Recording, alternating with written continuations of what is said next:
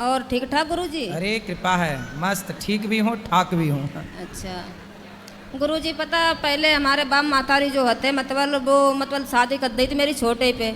आपकी शादी छोटे पे कर दी? हाँ। किसने कर दी मतलब? मेरे बाप मातारी ने। बाप मातारी ने? छोटे कितनी छोटी थी आप? 14 साल के थे। 14। तो अब क्या समस्या हो गई? समस्या का शुरू से दारू पीते हैं मतलब मेरे घर वाले। तो आपकी शादी जब हुई तब आपके घर वाले कितने बड़े थे? वो 15 साल बड़े थे। 15 साल बड़े थे? हाँ। मतलब जब आप 14 की थी तो वो 28 साल के थे? हाँ। 28 साल के आदमी से 14 साल की लड़की का ब्याह कर दिया? और मेरे पता भैया की शादी नहीं होती, इस वजह से कर दो मेरे ब्याह मतलब। तो आपकी मैया ने इतने बुढ़े आदमी से काहे तुम्हारा ब्याह कर दिया? जैसे बड़े भाई की शादी नहीं हो रही थी तो इनके हमारे जो घर वाले हैं इनके भाई ने बोला कि हम तुम्हारे लड़के की शादी करवा देंगे और अपनी लड़की मेरे भाई के लिए कर दो, ऐसे हो गया था। अदला बदली, एक्सचेंज। तो अब पता हमने जाके मतलब हमने ये सोचा कि बच्चों के सारे जिंदगी काट लेंगे हम। तो अब बच्चे जब बड़े बड़े हो गए थोड़े से तो अब ज़्यादा ही अत्याचार कर रहा, बहुत दारू पी रहा, बहुत ज़्यादा। अब कितने साल के हो गए पति आपके? अब तो और ज़्यादा हो गए होंगे, हम पढ़े लिखे तो हैं नहीं। आप कितने साल की हो गई? मुझे ये भी नहीं पता। शादी के कितने साल हो गए? शादी को भी नहीं पता है कितने साल हो गए। कितने बच्चे हैं? बच्चे 2 बैठे और 3 लड़के घर पे हैं। तो 3 और 2 कितना हुआ? 5। ये याद है? ये गणित आती है? 3 2 5। और बड़ा लड़का जो है बिमलेश नाम है उसका, वो मतलब उसको समझा दो, तुम्हारी भागवत सुनती रहती है हमेशा, उसको समझाओ। तो आप अपने पति से खुश हैं कि नहीं? नहीं खुश है। नहीं? नहीं। तो अब 5 बच्चे हो गए, अब खुश रहो ना रहो, अब तो हो ही गए बच्चे। तो हम तो बच्चों के साथ रहना चाहते हैं, अगल रहेंगे पति से, बच्चों के साथ रहेंगे जो मर्जी मतलब नहीं तो काम बच्चों करें। के साथ तो रहो पर बूढ़े उसके साथ भी तो रहो बुढ़ापे में। वो डेली गालियां देता आके, दारू पी के डेली गाली, डेली मतलब गाली। तो आप समझाया करो। जब समझाते हैं तो और उल्टा चलता है। क्या चलता है उल्टा? गालियां देता सीधे बस। और तो आपका क्या मन है, हम क्या सेवा करें आपकी?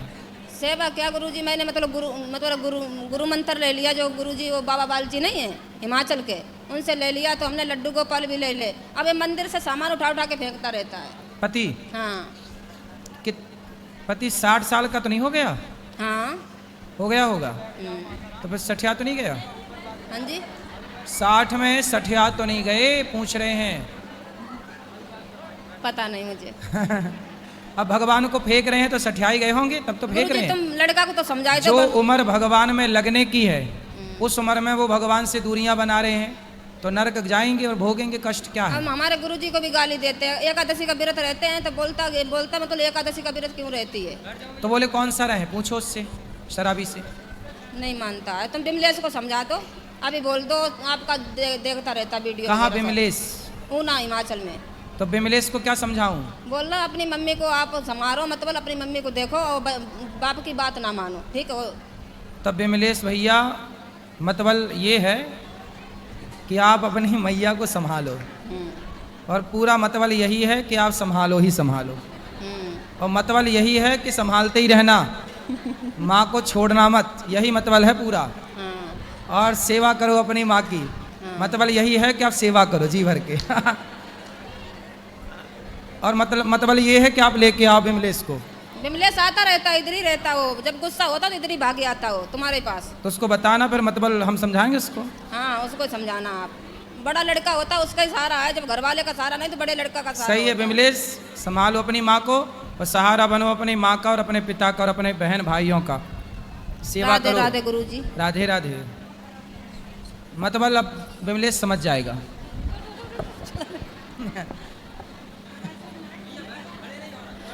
गुरुजी राधे राधे। जी गुरुजी मैं आपका धन्यवाद करना चाहती हूँ। क्यों? गुरुजी मैं 17 साल से डिप्रेशन की दवा खाती थी। हैं?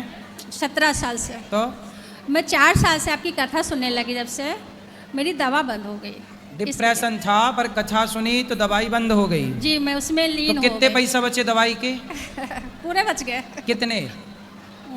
3000 रुपये महीने लगते थे। 3000 रुपया महीना? जी। और 4 साल से बंद हो गई? जी। तो बताओ आपके कितने सारे पैसे बचवा दिया ना भगवान की कथा ने। जी। बढ़िया है, फायदा हुआ। जी बढ़िया है। मैं पूरा मन लगा के आपकी कथा सुनती हूँ, नाम जप में जो भी लगी कथा रहती हूँ। सुनेगा वो कभी डिप्रेशन में जाएगा ही नहीं, वो गया होगा तो वापस आ जाएगा।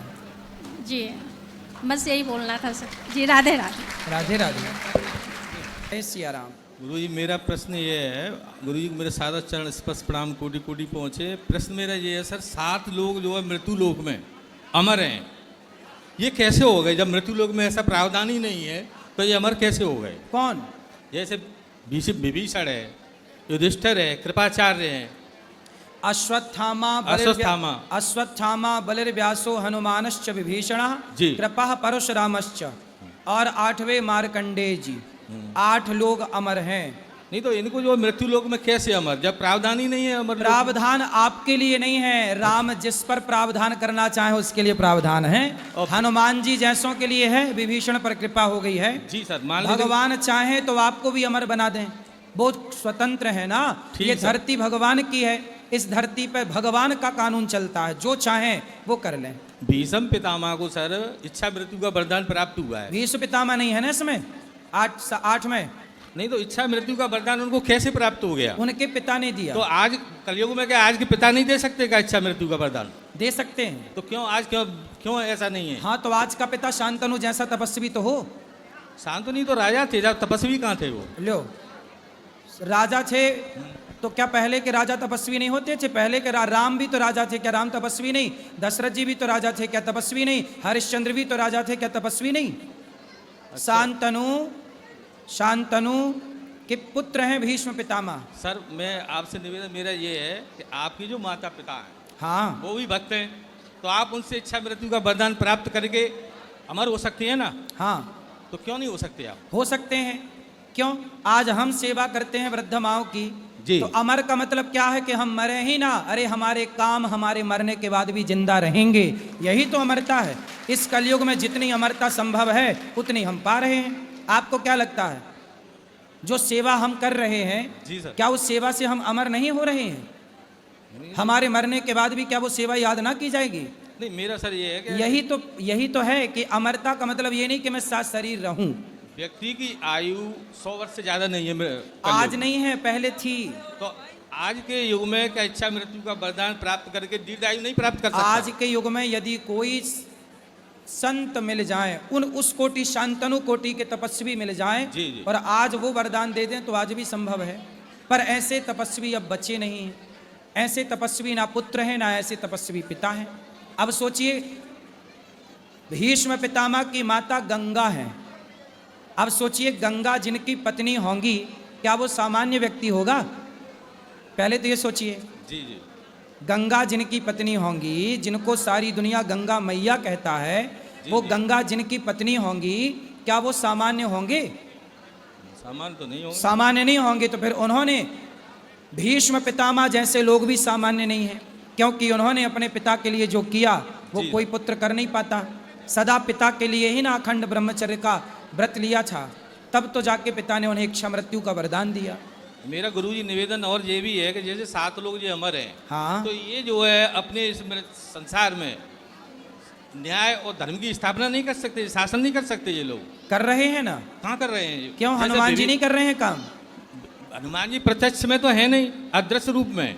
प्रत्यक्ष भी है, अप्रत्यक्ष भी है। यदि उनकी कोई भक्ति करता है तो ही उनको दर्शन होता है, ठीक वैसे है। तो नहीं है। अभी भी जैसे भागवत होती है तो अदृश्य रूप में ही तो हनुमान जी यहाँ पे आते हैं, सही है, सही पर है। किसी को दिखाई नहीं देते। ठीक है। तो मेरा निवेदन ये है कि सर ये शासन क्यों नहीं करना चाह रहे? भाई समझो ना, ये कलयुग है। जी सर। भगवान के 4 पुत्र हैं। 4 पुत्र में सतयुग, त्रेता, द्वापर, कलयुग। जी। कलयुग में जो होना है वो हो रहा है। यदि हस्तक्षेप करने के लिए आ गए, एक बार क्या हुआ कि लक्ष्मण जी आ गए एक बार, यहाँ पता है आपको? जी जी। लक्ष्मण जी रामानुजाचार्य जी बन के आ गए। जी। फिर रामानुजाचार्य बन के उन्होंने खूब भक्ति का प्रचार किया। तो कलयुग दौड़ा दौड़ा भगवान के पास गए, बोले हे प्रभु, ये रामानुजाचार्य जी तो हमें विदा कर देंगे, हमारा शासन खत्म कर देंगे। कलयुग में कलयुग का प्रभाव ना हो तो फिर कलयुग की महत्ता क्या है? तो उन्होंने कहा कि इनको बुलाओ। तो रामानुजाचार्य जी को भगवान ने कहा कि अब आप लीला पूरी करो और वापस आओ, क्योंकि ये कलयुग है। अब कलयुग में कलयुग का प्रभाव भी होना चाहिए, सतयुग में सतयुग का प्रभाव, द्वापर में द्वापर का। अब संडे है तो संडे मतलब छुट्टी, तो संडे है तो छुट्टी का मजा होना चाहिए उसमें। मंडे है तो काम का मजा होना चाहिए। ऐसे चारों युगों का अपना अपना नेचर है, स्वभाव है। जी सर। तो ये कलयुग है। इस कलयुग में भगवान सब देख रहे हैं जी। और देखने के बाद आपके कर्म दंड यथाउचित दे भी रहे हैं। पर ये कलयुग है ना, भगवान भी बंधे हैं मर्यादाओं से, इसलिए ना मर्यादा पुरुषोत्तम है। हनुमान जी सब कर सकते हैं, जी। पर वो नहीं कर सकते। क्यों? क्योंकि मर्यादाओं से बंधे हैं। यदि करने लग जाएंगे तो फिर सबके साथ करेंगे वो। इसलिए सबकी मर्यादा अमर हो गए, इसका मतलब ये नहीं कि कहीं भी कुछ भी करने लग जाएं। अमर का मतलब है कि वो मर्यादा में रहेंगे। जी जी सर, एक निवेदन हो रहा है सर, एक शिकायत है। बोलिए। अब इतनी जनता है यहाँ पे जो है, कम लगभग आपके यहाँ भागवत में 10,000 के लगभग जनता तो होगी। ठीक है। इसके लिए यहाँ लेटरिंग में केवल 4 लेटरिंग बनी हुई है। ऊपर बना रहे हैं प्रभु, बना रहे हैं, नहीं काम सर, चल वही रहा है। नीचे ही उसी लाइन में बन जाए। यहाँ नीचे नहीं बन सकती, ये बेसमेंट है, यहाँ बनेगी तो बदबू फैल जाएगी, क्योंकि यहाँ से उठाएंगे कैसे, नाली में कैसे और डालेंगे। बाथरूम भी सर नीचे नहीं है यहाँ पे। बाथरूम नीचे नहीं बना सकते ना, समझो। बाथरूम वहां बनती है जहां से वो वेस्ट मटेरियल सीधा नाली में जा सके। अब बेसमेंट से आप नाली में कैसे डालोगे, समझो ना इस बात को। ठीक है सर, तो वो तो यहाँ की व्यवस्था चल रहा, बना रहे हैं, निश्चिंत रहिएगा, काम चल रहा है।